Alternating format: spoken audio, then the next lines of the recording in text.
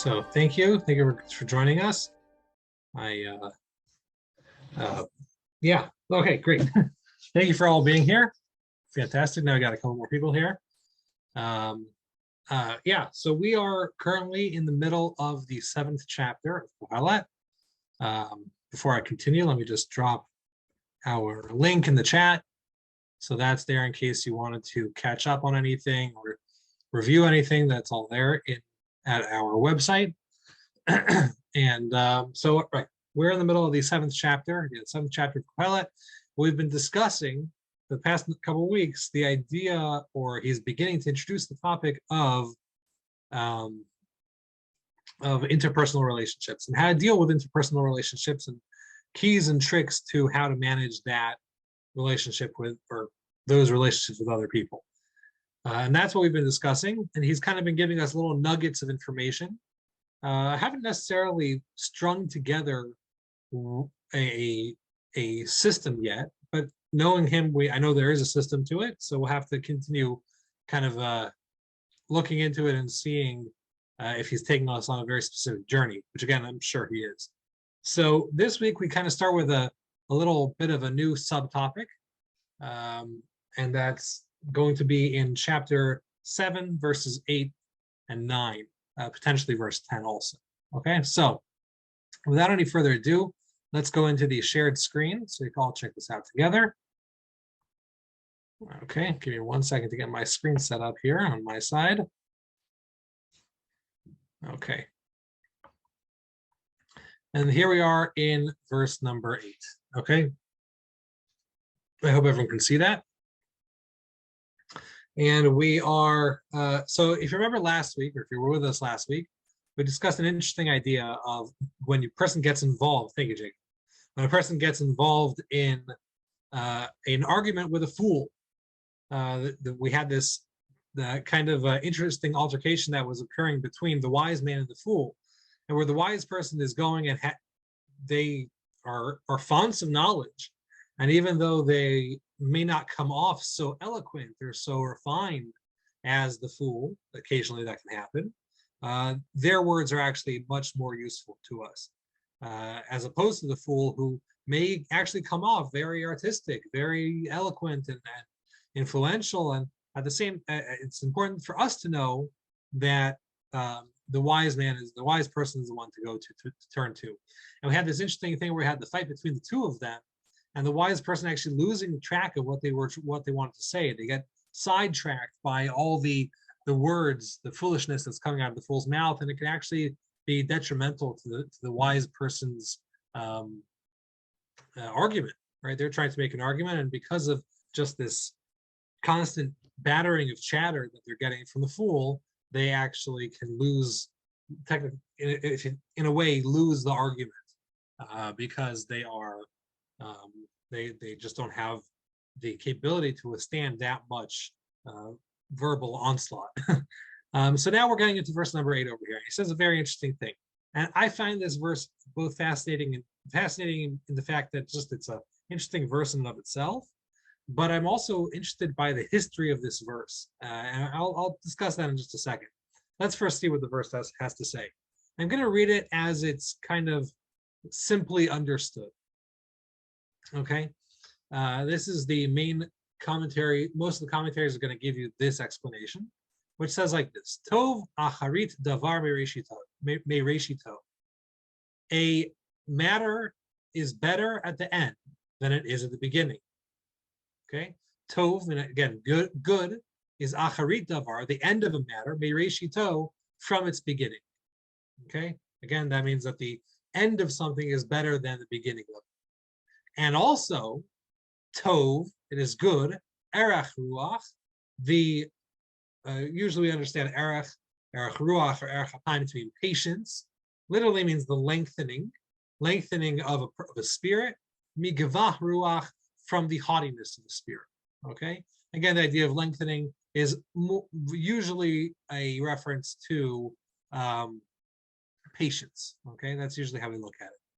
One of the things we say, one of the 13 attributes of Hashem's mercy, of God's mercy, that we recite many times throughout the High Holiday experience, is that Hashem is erech apayim, is not merciful, I'm sorry, is patient. Right? So that's erech apayim, literally long of face. Here is erech ruach, which is also the same idea of patience. Here it's long of spirit. So long-winded, but if you can, in one way, but just patient to go through something. Okay, so again, let me read that all together. We've got tov acharit davar mireshito. The end of something is better than the beginning.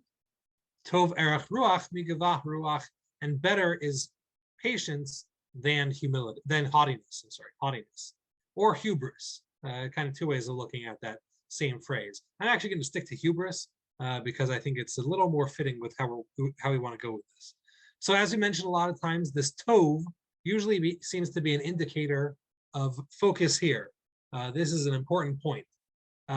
We've had a whole bunch of them in the beginning of this chapter over here. And so now he's giving us two in quick succession, right? Tov acharit davar mireshito, better is the end of a matter than the beginning. And tov erech ruach migavah ruach, and better is patience than hubris or humility or haughtiness. So, and again, that tov is an identifier that says focus on this point. It's going to be either an intro or a conclusion of a thought. All right, and that's what we've been doing actually until this point of the book. We've had usually tovs have been conclusions of thoughts. Starting with this chapter, we seem to be finding that tov is an introduction to a thought. And that's what he seems to be doing over here. Also, another point to point out is that throughout the rest of the book, what we found is that tov, and this is something that I picked up on last week, that tov has been usually a culmination of something, which is why it was a great conclusionary phrase or introduction to a conclusion. But in this chapter, he's been doing tov as a contrast. This is good as opposed to this. So that word has both meanings. But again, this is what he seems to be indicating over here. This is an important point that he's introducing a thought over here, with which he's introducing a thought. Okay, so what I find fascinating is that there are two ways to read this verse. And I'm going to focus on that first one, the way we've read it so far, and we're going to discuss that first. And then we can look at the same verse all over again from a different perspective. And the best part is that this is not me talking. This is actually all the way from the times of the sages, from the times of the rabbis in the Midrash, that they already have a disagreement, or not necessarily a disagreement, but they have two ways of reading the same verse. And that's going to be the way of Rabbi Meir, who is one of the great Tanaim, one of the great authors of the Mishnah, some Mishnaic sages, Rabbi Meir and Rabbi Akiva. So we have two ways of understanding the same verse. The first way, again, is that we're going to be focusing on is the way of Rabbi Meir. And what's fascinating is also these seem to match up with their own personal life stories. So I'll get into that as we go on a little further. The first way to understand this verse is, as we've said, that the end of something is greater than the beginning. Give me 1 second here, I'm sorry.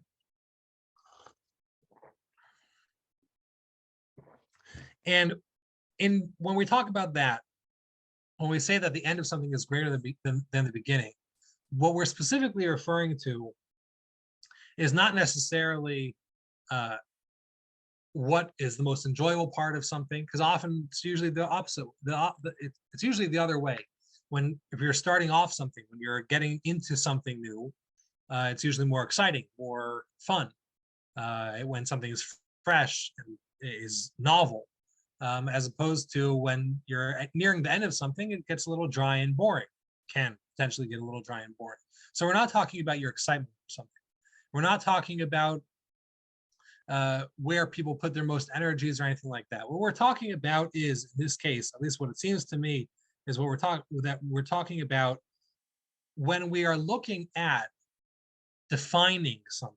When we want to define a thing, a person, a situation, we have to look at the end of the situation, the end result of that person, and not the beginning. And the way this is explained in the words of the sages and the commentaries is that you have some people who they are doing good things. They're doing bad things their entire life. Some people, they are just not following the ways of the Torah, the ways that are expected of them for their entire life. And at the end of their days, they may find that they're drawn back towards the good, the side of good. Okay, we refer to that often as teshuvah, right? As repentance. Repentance, not so much in the sense of what we not necessarily what we do every the process we go through every year in the high holiday season, which is repentance, but I mean more the sense of I've lived my life a certain way up until now, and now I'm rethinking it and creating a new existence, creating a new reality for myself, which can happen over the course of the high holiday experience, but it is really a lifetime's work of going through that. So in this case, again, you have somebody who goes through their entire life in a negative way. They're not doing what they're supposed to be doing. And at the end of their days, they come back and they regret what they've done and they work to rectify the things that they've done. So in that case, when we want to define the person, we're going to look at acharit davar, the end of the matter, what the person does at the end of their days, in the way that all their actions to a certain degree lead up to where they are at the end of their days, at the end of the situation. We have a very interesting idea when it comes to repentance, that it says the sages tell us that when a person repents, even their averot, the bad things that they've done, their transgressions, end up becoming like mitzvot. They are like good things, even though they are not good things. And that is because in that, if you look into it, if you look at the person, you see that all those actions were a lead up to them actually coming closer to God. They were a lead up to actually them improving their lives. So in that sense, yes, while Reshito, the beginning of the person's life, may have been not as good, but the Acharit Davar, the end of the matter, is what defines the person. Everything led up to that point. On the contrast, we have the sages referring to something called Toheh al Harishonot. That's somebody who looks back and regrets their earlier decisions in the bad way, I would say, just to make it easy. Somebody who lives their life well, follows the mitzvot, follows the dictates of the Torah, and at the end of their days says, I don't know why I did that. Or at any point in their life, really just says, I don't know why was that important to me? And that unfortunately also has a similar power.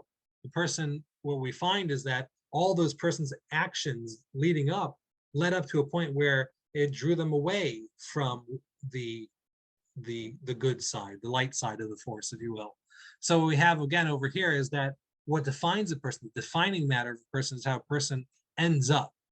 And again, that's the same thing with people, situations, whatever it is. We look at the point is that what defines a person is acharit davar, is the end of the matter, not reshito, not the beginning of the matter. So when we look at it like that, we find a fascinating thing, that the Kohelet over here is making a contrast or comparison. By lumping these two halves of the verse in one verse, we have the first half of the verse telling us when you're looking at something and you're judging a situation, you are potentially not seeing the entire picture. You may see somebody or something while they're still at the stage of Reshito at the beginning, as opposed to seeing a thing or a person at the end of the line, which is Acharit Davar. And we've been seeing over and over again throughout the book, but actually only just a few verses ago where he kept on repeating to us that going to the house of mourning is greater than going to the house of happiness, going to the house of simcha, or a house of drink, because you get to see the entire person. You get to see the person at the end of their life when all their potential has been done. It's no longer in potential, but we see the actual result of a person's life. And that's similar to what we have over here, is that when you're dealing with other people, again, the focus is interpersonal relationships. When you're dealing with other people, you may be looking at them while they're still in their stage of metamorphosis, while they're still in their process. And it would be unfortunate to judge a person at that point in their progress. So when we look at a person, not just when we look at ourselves, not just when we look at situations, when we look at another person, we want to look at the acharit davar, the end of the matter, as opposed to where they are potentially right now, which may still be in the stage of reshito. where the beginning of their life or the beginning of their situation, which makes a great segue into the second half of the verse. Tov erech ruach migavah ruach. That good is also a patient spirit than a haughty spirit or a spirit of hubris. Now, see, this half of the verse over here bothered me when I read it first, because we wouldn't usually put these as contrasting terms.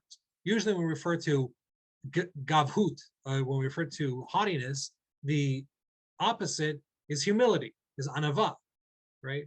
But over here we don't do that. Here what we put as the opposite of hubris is we're putting patience, which again, those aren't necessarily terms I would have stuck together and said this is the contrast of that. But it's interesting because now that we look at the whole verse together, it makes a little more sense.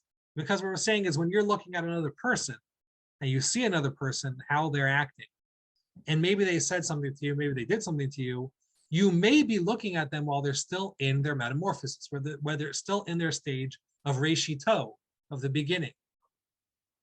So when you're looking at that person and trying to treat that person the right way and understand how that person, well, how did that person do that? How did that person act like that? It is important to have erach ruach. It is important to have this patience, because you, again, may be looking at somebody still in the process of fixing that trait of them, as opposed to givah ruach, which is hubris. Hubris states that I know the situation already. I'm already, actually, the word actually fits very well. Givah, this root word over here, givah actually means gavoha, which is gavoah, actually, means high up, above. We say that somebody is tall, right? We say that they're gavoah, right? They have height. So givah ruach means a heightened spirit, a spirit from above.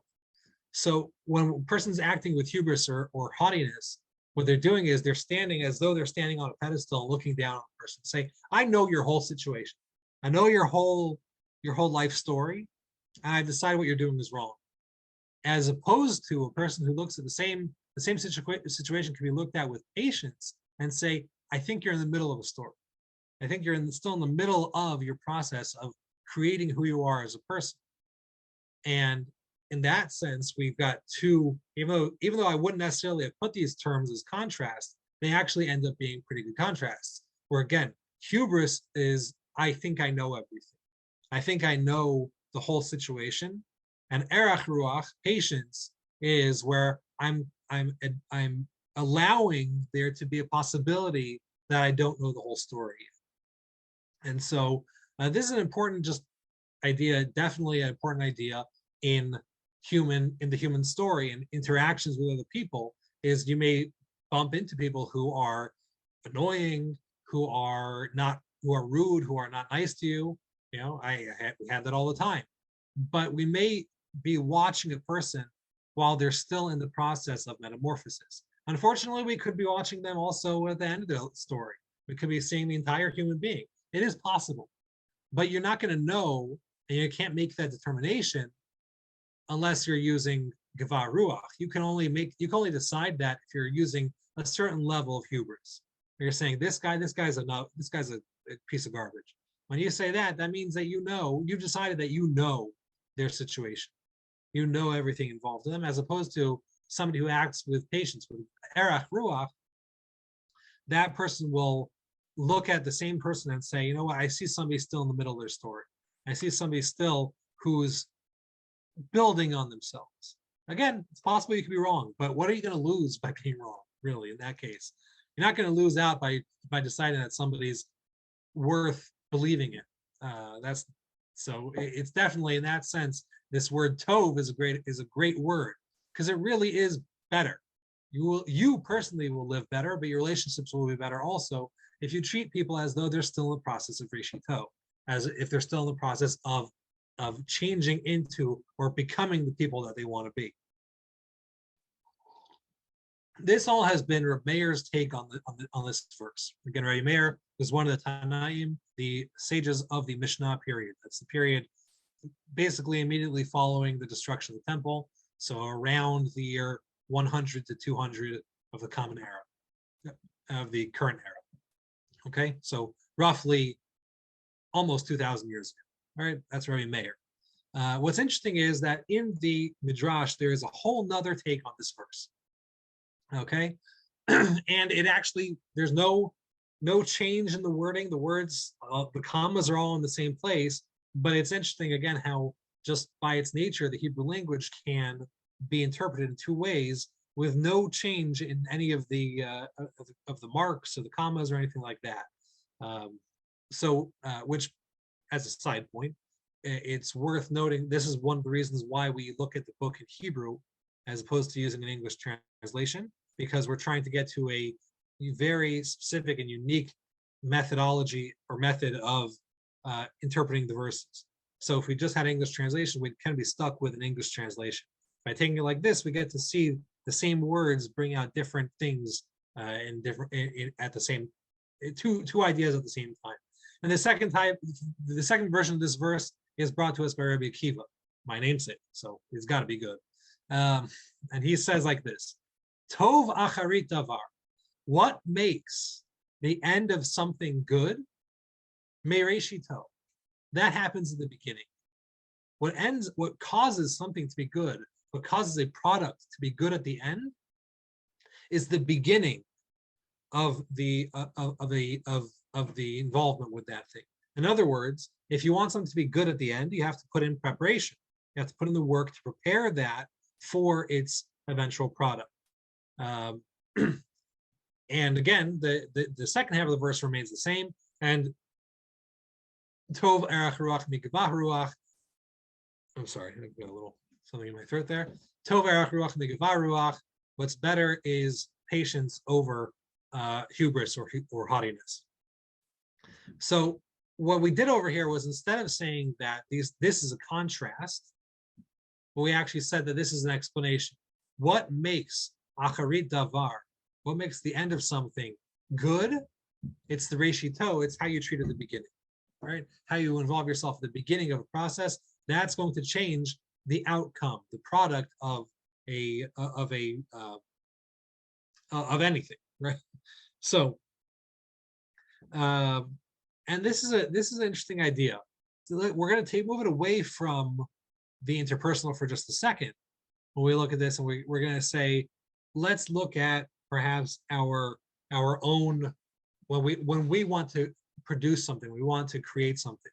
And this is actually a perfect time of year, because I personally, we're coming up to the high holiday season, and I always struggle with this, because there's a lot of demand from a person during the high holiday season, but there's not much explanation of what you're supposed to do with that, right? We're supposed to be coming up to a period of repentance, a period of teshuvah. And what I find is that you could just tell me to do teshuvah, and I'll probably find something to work on and something to do. But in reality, I have a very hard time deciding or making or even wanting specific change in my life. So when you have an undefined demand, it's very hard to fulfill the demand. Okay, I think that should be relatively obvious, but we actually lose that in a lot of the things that we try to do in our lives. Person says, I want to, let's take an easy example. A person says, I want to lose weight, but they don't have really a goal of what that looks like. Does that mean that they want to actually live a healthier lifestyle? Does that mean they actually just want to reach a certain target weight goal? Does that mean that they want to feel better? Like, there's a lot of things that a person has to define for themselves when they're trying to do something like that. So that's just one example. But imagine your boss just came to you and said, I want you to make us money. Just make the company money. Yeah, of course that's the goal, but if it's an undefined goal, then how are you supposed to decide how to do that? You need some guidance. So when it comes to deciding when you want to make acharit davar, when you want to make a product of something, if you want to really make it good, you have to look at the beginning of the process. If you find that you're creating a substandard product, then perhaps you need to put a little more time in the preparation for that, in the reshito. So again, this is a totally different explanation of the verse, but it's also a very important lesson. Let's say we're talking about relationships, right? So a person's in a relationship, in some sort of interpersonal relationship, and they are looking to make it better, but they keep on running into walls and running into the same thing over and over again. Well, there might be a reason for that, because they're trying the same thing over and over again, instead of re-examining the entire situation and say, where at the beginning of this can I make different? Can I make a change? Chazal tell us, the sages tell us that this world is written like the Hebrew letter Hey. We've discussed this before, I think. I think it was in this class. Maybe it was in a different class. But the world is created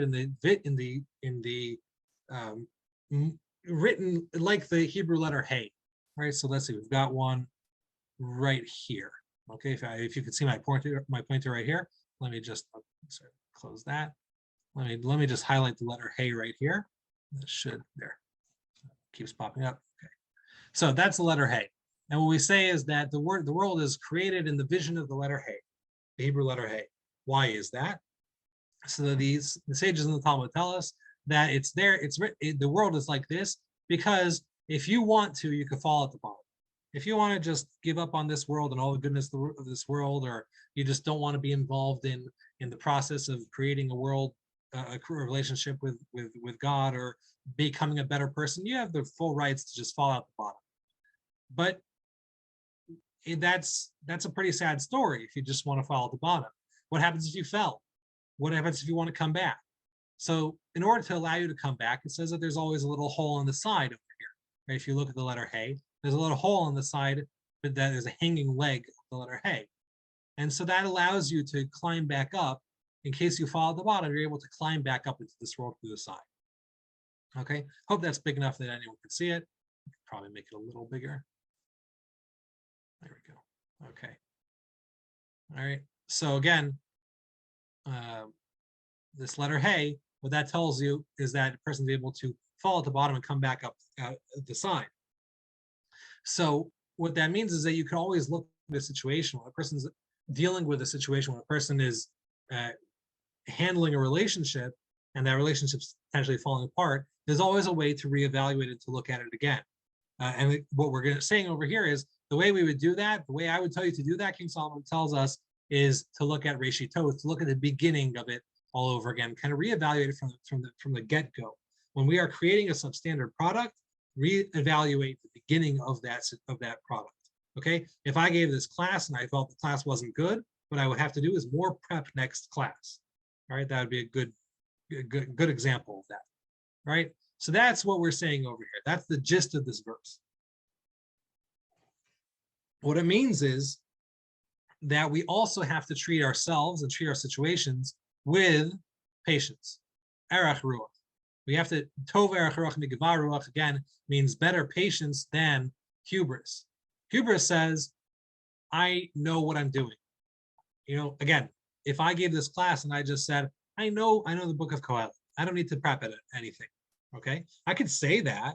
I might be able to give you a product of some sort with this class, but without any preparation, I'm probably not going to give a very good product.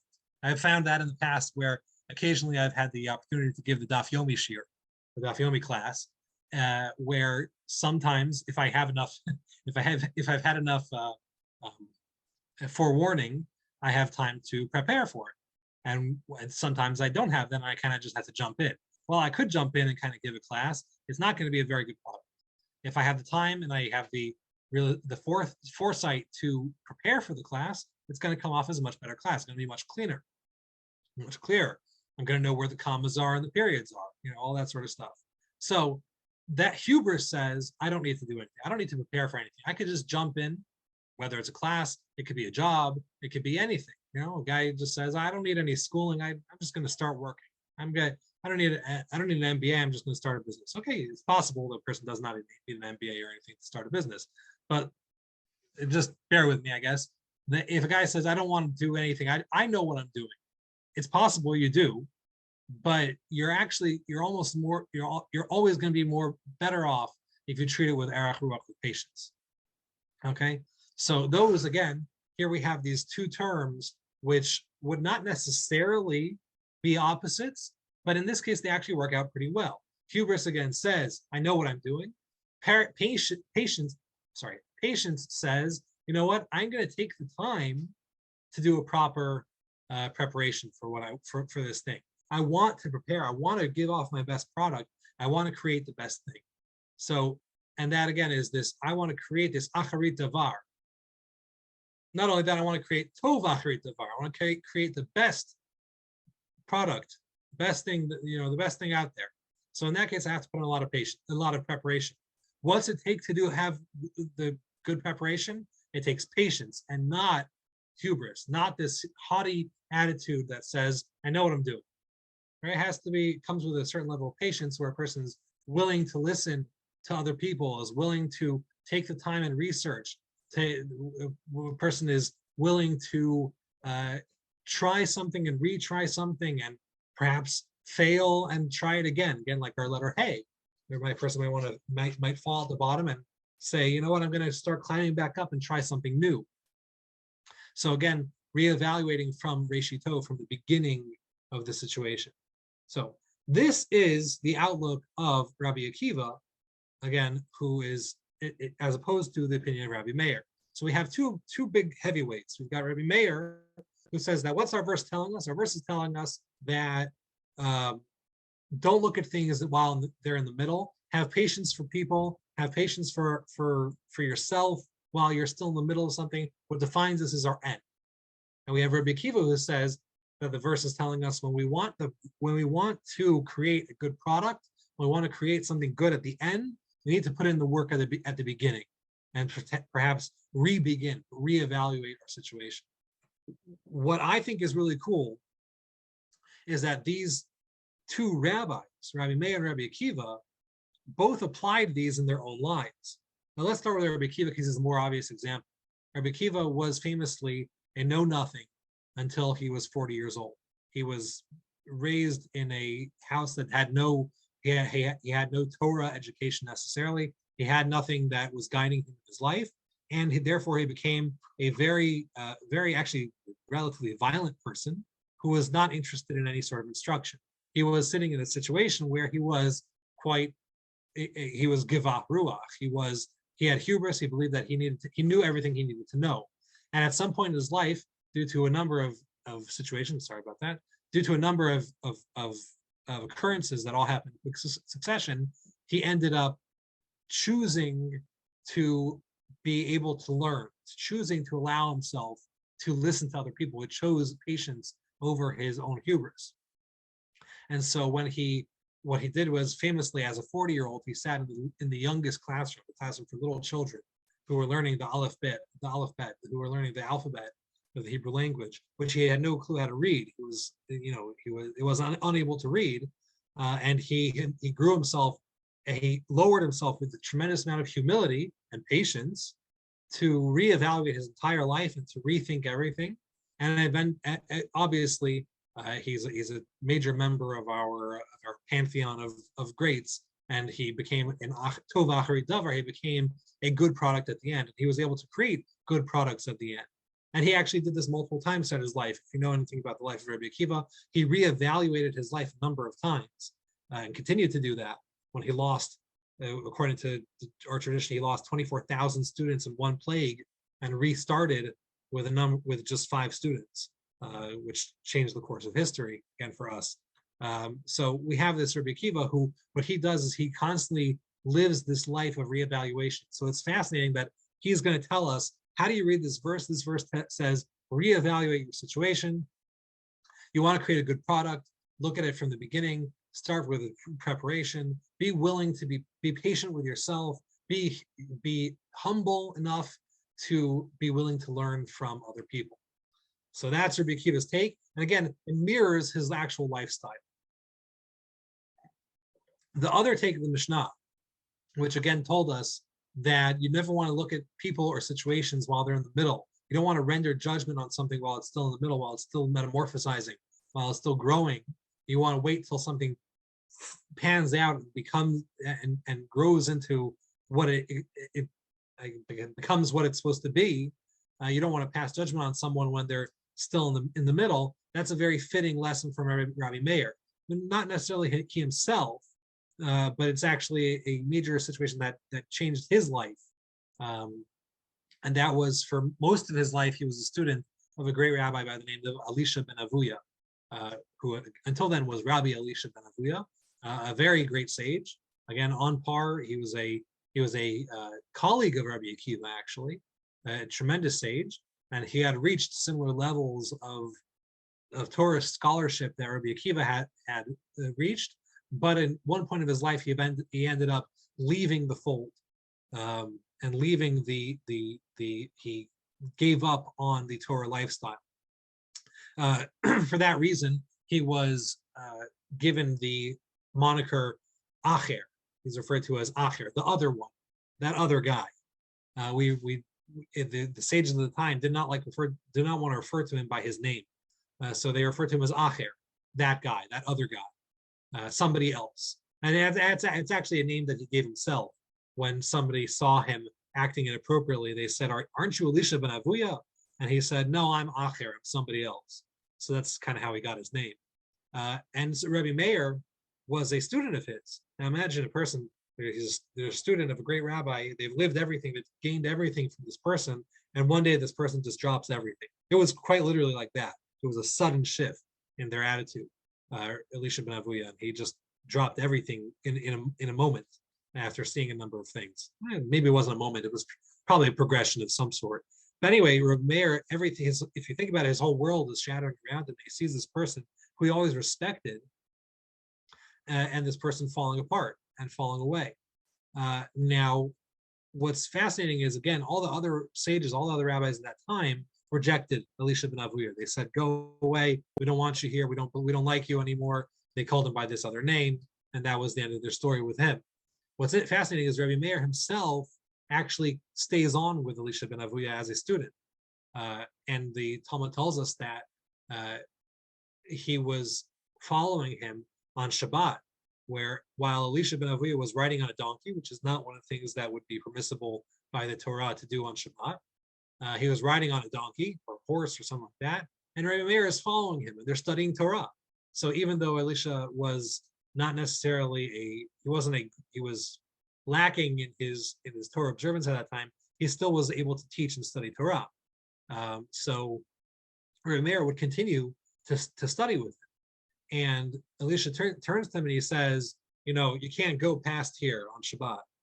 We're reaching the end of the line. There's a certain amount of area outside of the city you're allowed to walk on Shabbat. And he says, you're not allowed to go any further. And Rabbi Meir actually turns to him and says, actually, you're not allowed to go farther either. Not just me. You think it doesn't apply to you, but it applies to you just as much. Anyway, that's the little mini story. But what happens is, up until his very death, Elisha ben Avuya remained a apostate to some degree. He rejected the Torah lifestyle for the rest of his life. And Rabbi Meir continued to study with him. And there's a whole legend following that his death, that Elisha's grave had a stream of smoke coming out of it for many years after his passing. The rabbis interpreted that as being a message that he was burning in the world to come. He was burning in the fires of purgatory, if you will. And Rabbi Meir consistently tried to speak in the man's favor, up until the point where at the very end of his life, Rabbi Meir actually passes away, and the smoke stops, which again, the sages interpreted as Rabbi Meir going up to heaven. When Rabbi Meir reached heaven, he was able to drag Elisha ben Avuya out of whatever punishment he was suffering. What we have over here is, again, Rabbi Meir, who, even a person who actually does live his entire life in the wrong, doing what's not appropriate, doing what's not expected as a human being. And Rabbi Meir treats him with constant patience, with constant humility, as opposed to hubris, and saying, perhaps there's something still to understand, perhaps there's something still to learn, and stands for him at the end of his life, and again, according to the legend, pulls him out of hell, if you will. And so that's the mindset, the thought process of Rabbi Meir. When he looks at this verse over here, he says, you think you know a person? You don't know a person. You don't know what a person's going through. A person could be going through all sorts of things. They may still be in the process of growing.